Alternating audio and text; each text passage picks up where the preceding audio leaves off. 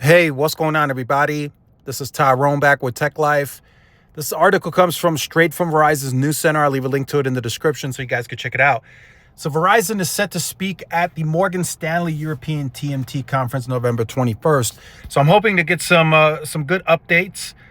Maybe now that the Frontier shareholders have officially voted yes on the deal, maybe we get a deeper look into the strategy and how quickly Verizon would like to integrate the Frontier network, how long that's going to take. I'm anticipating 12 months, maybe 12 to 16 months is what it would take to integrate everything. The network's already there, right? What is it, 20, I think it was like 20 million or some fiber that Frontier has already upgraded.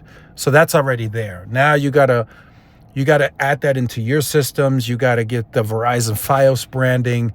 So I'm confident 12 to 16 months, but I'd like to hear that from Verizon. I'd like to get a deeper look into how they plan on the go-to market and everything else. And I know for competitive reasons, they're going to hold back some, but looking forward to getting some additional updates on that. Looking forward to gaining some additional insight on the C-band build out.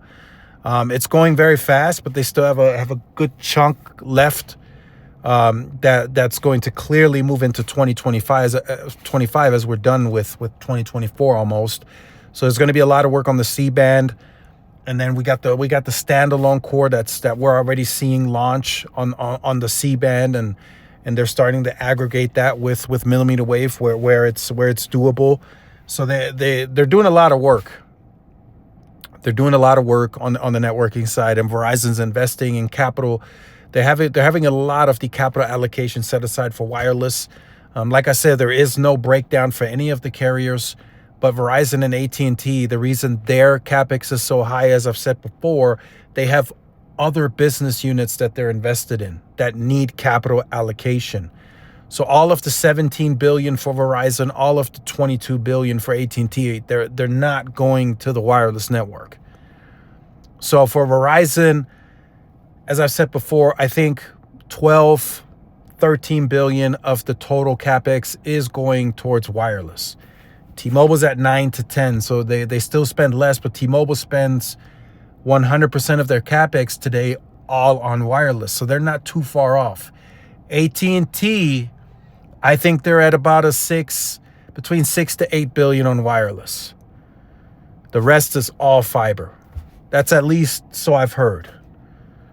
AT&T doesn't invest anything more aggressively than that. They get reimbursements. They got funding from government for FirstNet. So the 8 billion seems to be about right where they're at the high end on wireless.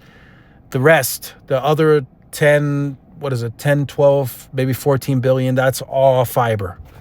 All of that goes to fiber. Fiber is very expensive to deploy, especially at the scale that AT&T is going at.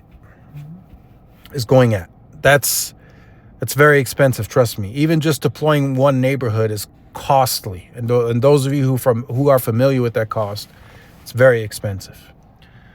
So that's what I'm hoping. I'm hoping to hear some C-band. I'm hearing to hear about the SA.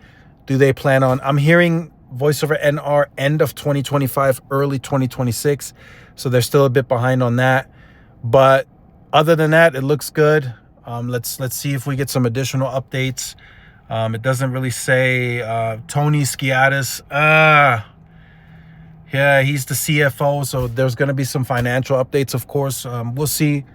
I'll be tuned in on the 21st. We'll see what updates we get. If we get any, I'll update you guys. So make sure you guys stay tuned for more. Like, share, subscribe, follow my social media outlets. This is Tyrone with Tech Live. See y'all in the next one. Peace.